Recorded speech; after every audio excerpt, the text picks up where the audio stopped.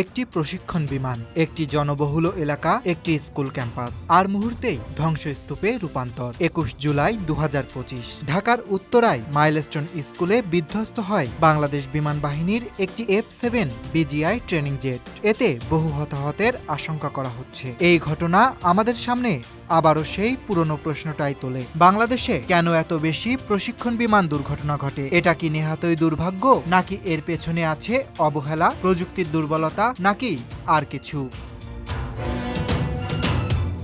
চলুন একটু পেছনে তাকাই। ২০০৮ সালে টাঙ্গাইলে দুর্ঘটনায় প্রাণ হারান স্কোয়াড্রন লিডার মোর্শেদ হাসান। ২০১৫ সালে বঙ্গোপসাগরে নিখোঁজ হন ফ্লাইট লেফটেন্যান্ট তাহমিদ। ২০১৮ সালে মধুপুরে বিধ্বস্ত হয়ে নিহত হন উইং কমান্ডার আরিফ আহমেদ দীপু। আরও আগে ২০০৫ সালে উত্তরায় একটি বাড়ির ছাদে পড়ে আহত হয় শিশুসহ অন্তত ৬ জন। এই সবগুলোই F-7 সিরিজের বিভিন্ন বিমান, যেগুলো চীন থেকে আনা হয়।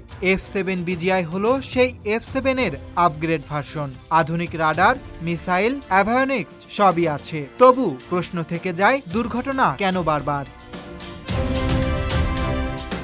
প্রশিক্ষণ বিমান সব দেশে ঝুঁকিপূর্ণ, কারণ এতে তরুণ পাইলটদের হাতেখড়ি হয়। কিন্তু বাংলাদেশে কি ঝুঁকি তুলনামূলক বেশি? চলুন একটা পরিসংখ্যান দেখি। আমেরিকায় এয়ারফোর্সে প্রতি ১ লাখ উড্ডয়নে প্রায় ১.৫টি দুর্ঘটনা হয় প্রশিক্ষণ বিমানে। ভারতের বিমান বাহিনীতে গত ২০ বছরে ২০০টির বেশি প্রশিক্ষণ বিমান বিধ্বস্ত হয়েছে, প্রতি বছর গড়ে ১০ থেকে ৮টি। বাংলাদেশের সেই তুলনায় গত ২০ বছরে F-7 বিজি, MB, জিআই সিরিজের ৮ থেকে ৯টি বড় দুর্ঘটনা ঘটেছে, অর্থাৎ সংখ্যায় অনেক কম। তবে প্রশ্ন হলো, আমাদের দেশের নিরাপত্তা কতটা যথেষ্ট ছিল?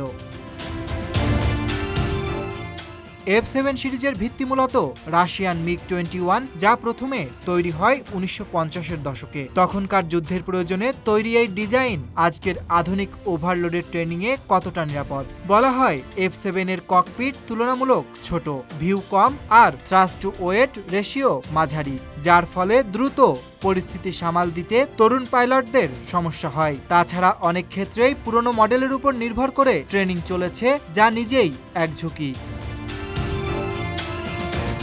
কিন্তু শুধু প্রযুক্তি দোষারোপ করলেই হবে না। প্রশিক্ষণ, নিরাপত্তা, রুটিন মেইনটেন্স, রাডার পর্যবেক্ষণ এবং পাইলটদের মানসিক চাপ সবকিছুই একটি দুর্ঘটনার সম্ভাবনা নির্ধারণ করে।